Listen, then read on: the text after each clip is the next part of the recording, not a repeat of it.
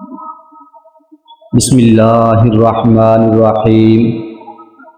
حضرت محمد صلی اللہ علیہ وسلم نے ارشاد فرمایا، رسول اللہ صلی اللہ علیہ وسلم لوگوں کو کسی کام کا حکم دیتے تو وہ ایسا ہی کام ہوتا جس کے کرنے کی لوگوں میں طاقت ہوتی۔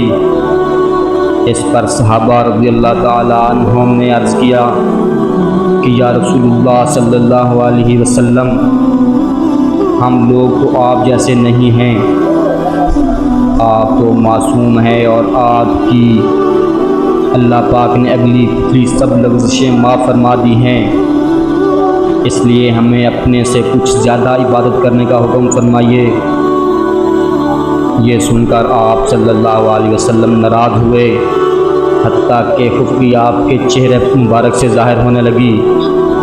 پھر فرمایا کہ بے شک میں تم سب سے زیادہ اللہ سے ڈرتا ہوں اور تم سب سے زیادہ اسے جانتا ہوں، بس تم مجھ سے بڑھ کر عبادت نہیں کر سکتے۔ صحیح بخاری حدیث نمبر 20۔